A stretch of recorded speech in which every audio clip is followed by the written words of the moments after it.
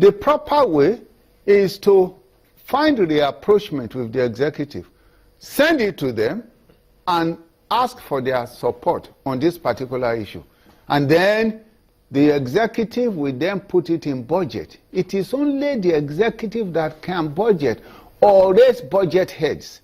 The legislature cannot. I read your here says to ask you if there's nothing like constituency projects in the United States. There's nothing like that. In any legislative house, anywhere in the world. None. I am just telling you, even under Shagari, we had a legislative government there. There was nothing like that. You must understand that this budget, this appropriation in the National Assembly is the greatest corrupt enterprise that this nation faces.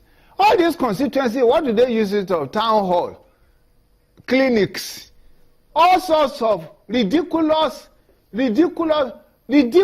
something that has nothing to do with the development of the country. That's why they are fighting so hard for it. Now, mind you, Niccolo Machiavelli said people will forget the death of their parents than the loss of property. That is what is there demonstrated. You see how the emotion with which they commit to the issue. They have no power at all. But the question is, yes. Mr. Bayomi, the question will be, what is the context, or under what context really were these comments made? Right now, the Appropriation Act has been passed into law. There's no debate going on whatsoever on the budget. What's going on right now is how it is they're going to implement the budget. Yes. Was this comment really called for? Yes.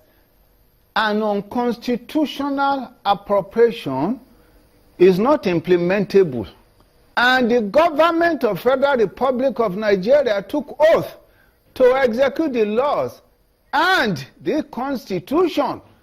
So, if you now pass it, you must understand that the legislature continually intimidates the executive. And so, during the appropriation, if the Secretary of the Government had raised it, maybe they won't pass it, as it is their character. This was what Obasanjo faced in 2001. I had to write a letter on behalf of that government to the National Assembly, to Pius Anyim, telling them that you cannot do that. That letter is contained in my book. It was written on June 14, 2002. I had not even done this book. But after I wrote in this book, which is solely federal legislative power, everything about it is contained in the book. But Dr. Bayomi, now that, when... How is this conversation going to help, the passage of the... passage... Okay, go ahead. Of the budget in the following year, for instance, 2017? Well, it's going to help it because this debate, we are now discussing, the debate on this budget is going to help this country. Because billions of public money goes to these constituency projects. Okay. Now, the other aspect of this is this.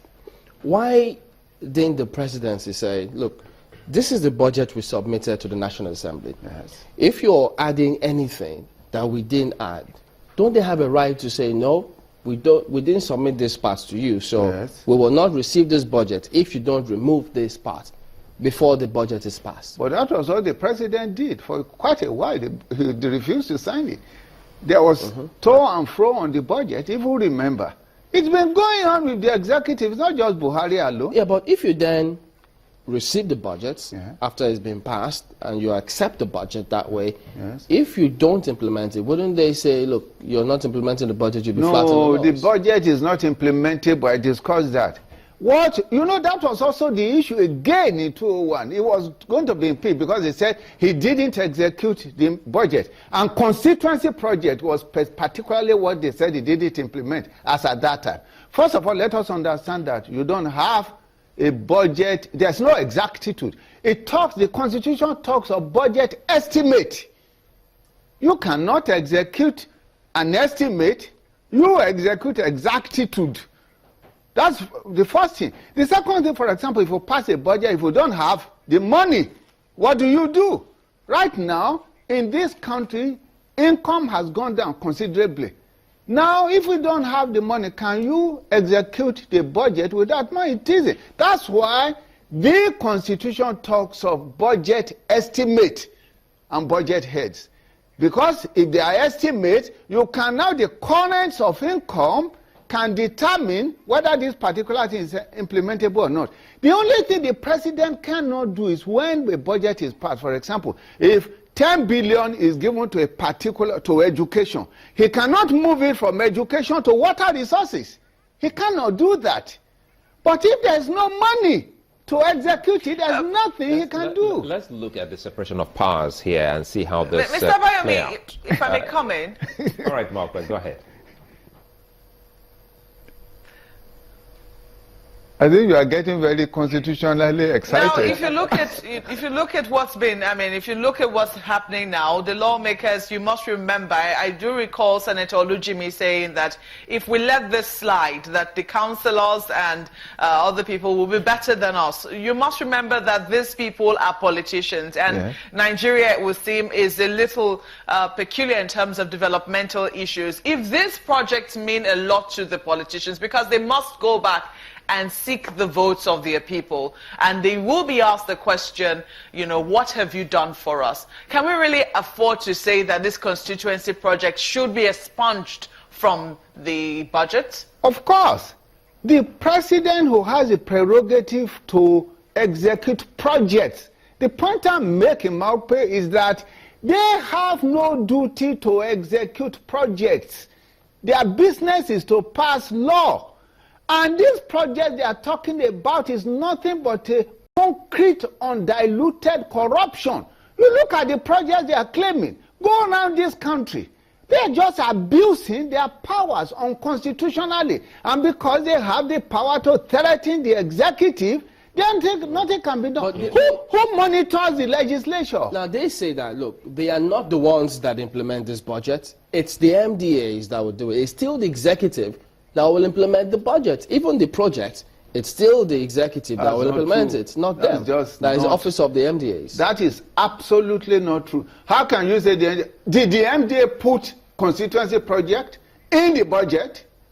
They are the people that raise constituency project. They put it unconstitutionally. And in doing that, they are budgeting. They have no right to budget. How can you budget and approve budget? It is an unconstitutional exercise of legislative power. I have a case in court on the issue.